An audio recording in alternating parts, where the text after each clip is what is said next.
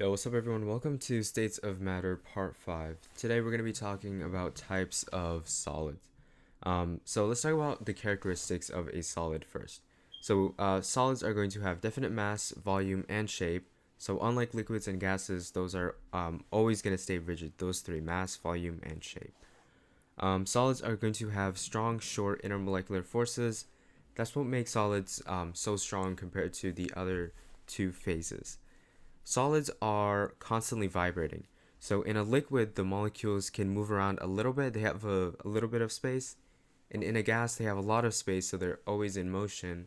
But in a solid, they can't move that much, so they just vibrate. So since they have vibration instead of actual movement, they have really low thermal energy too. And the last bit is that solids are incompressible and rigid. Okay, so let's talk about the two types of solids. One is crystalline and two is amorphous. Let's start with crystalline solids first. So crystalline solids are solids with a highly regular arrangement of their components. So positions of the components can be represented by a lattice. This would be a lattice of any binary compound. This could be like NaCl, with the black molecules representing the Na plus molecules and the white representing the chloride molecules. But still, it just means that the positions of their components can be represented by a lattice. It's constantly just the same pattern over and over again. So we can take a lattice and we can take the smallest repeating unit of that lattice and we call that the unit cell. So of a bigger lattice, you have a little unit cell, and you can make the almost the entire compound with just the unit cell repeated over and over again. There are four types of crystalline solids, and we're going to go over all of these. One, ionic solids; two, molecular solids; three, metallic solids; and four, covalent network solids. So right before we do that, though, let's talk about the other type of solid, which is an amorphous solid. So an amorphous solid is a solid that lacks a regular arrangement of their components. So as you can see in crystalline, they're all really similar and they're all just repeating over and over again. But in amorphous, the molecules are really random. Examples of amorphous solids are like glass and plastics. And yeah, let's start talking about those types of crystalline solids, starting with ionic solids.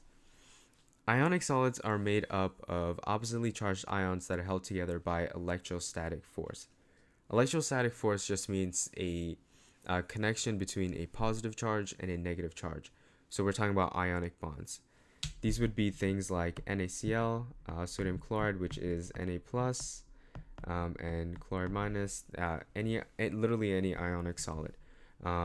Sodium bromide, it's the same thing. It's just that positive and that negative charge attract each other, and if you have a whole network of that, you have an ionic solid. So properties, they have really high melting points, and that's because their ionic bonds are really strong. Since the thing holding them together is pure electrostatic attraction, they have really high melting points. Their intermolecular forces are really high. Two, in their solid form, they are poor conductors. So when they are in their ionic bonds, their electrons are not free to move. They are stuck in that bond. So they can't actually conduct electricity in their solid form very well. You can't conduct electricity through sodium chloride, for example.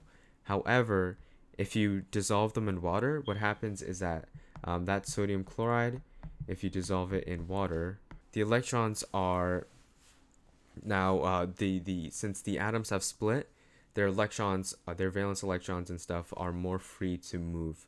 And because of that, when they are dissolved in water or they are melted, they can conduct electricity. So sodium chloride on its own would not be able to conduct electricity, but something like salt water is able to conduct electricity. And four, they are hard and brittle. So if you were to strike an ionic solid, you would have cleavage. And yeah, let's talk about molecular solids. Molecular solids are really, really common. These are solids with discrete molecular units at each lattice position. So at the last time, with ionic solids, your lattice positions would have been like ions would have been like the sodium ion or the chloride ion, but in a molecular solid, your lattice positions are actual molecules. There are a lot of intermolecular forces that can form a molecular solid. One would be obviously London dispersion forces. London dispersion forces are in all solids.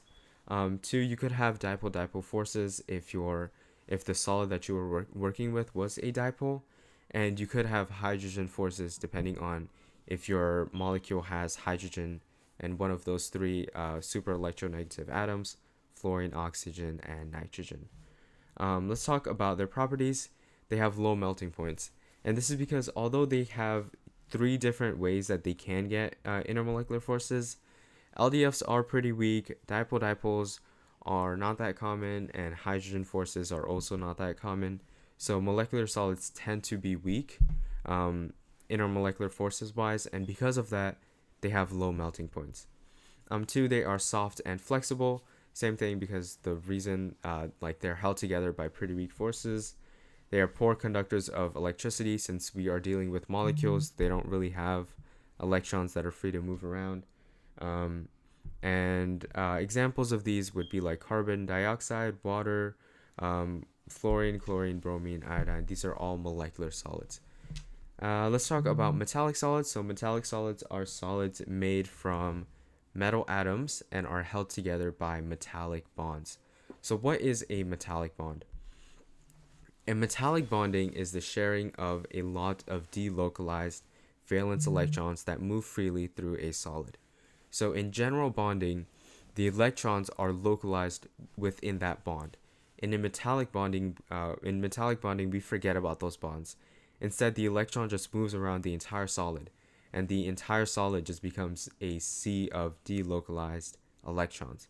And so that's what we call it sometimes. We call it a sea of electrons. If you take the AP exam, they call it a sea of electrons, and it just means that your electrons are delocalized. And this is going to play really well into some of the properties of metallic solids.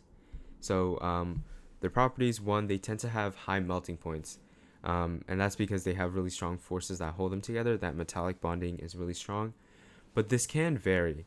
For example, cesium melts like really, really low. This is almost room temperature, 28.4 degrees Celsius, while tungsten melts at 3700 degrees Celsius, which is really, really high. Two, they are very hard and malleable. Same thing, they have really high intermolecular forces, making them very hard. They're also really compact together. Three, they are good conductors of electricity. This comes from the fact that their electrons are delocalized in that sea of electrons. So those electrons are always free to move around, and free movement of electrons is electricity. Let's talk about alloys. So this is still part of metallic solids, but an alloy is a substance made by melting two or more elements together, with at least one of them being a metal. So for example, we have bronze, which is made of copper and tin. So copper and tin are both metals. So in this case, they're both metals, but it could be an element, it could be a non-metal and a metal. You're gonna have two different types of alloys. They're called interstitial alloys and substitutional alloys. An interstitial alloy is when the space between host atoms are filled with a smaller different atom. For example, in steel is an alloy of iron and carbon. The iron molecule is really, really big, so the carbon molecule can fit between those iron molecules, and that's how steel is formed. On the other hand, you have a substitutional alloy. In a substitutional alloy, some of the metal atoms are replaced with other similarly shaped atoms. So, for example, you have brass. Brass is an alloy of copper and zinc, and these are elements that are really similar in shape. So sometimes the copper is replaced with a zinc atom, and that's how you create a substitutional alloy. Let's talk about covalent network solids. So a covalent network solids are solids that are formed from strong directional covalent bonds. So imagine in a molecule you have a covalent bond. Instead of just it being in the molecule, you have the entire compound just being connected by a bunch of these covalent bonds. For example, you have diamonds. Diamonds are a covalent network solid. It's all just carbon making four covalent bonds with four other carbons. And that's what makes diamonds so hard. And I think diamonds are the hardest submaterial on Earth. The reason for this is because they have covalent bonds holding together the entire molecule. So instead of normal intermolecular forces, you have these covalent bonds. However, you have something like graphite. The difference between diamond and graphite is that diamond is forming um, covalent bonds with all of its neighbors. Graphite is not forming covalent bonds with all of its neighbors. This carbon atom is not connected to a carbon atom on top or bottom, and that's what makes graphite really, really weak. And it makes it so weak because the only reason that these are connected together are through London dispersion forces. So when you go to write with a pencil and like the graphite comes out, what's happening is that you are breaking London dispersion forces.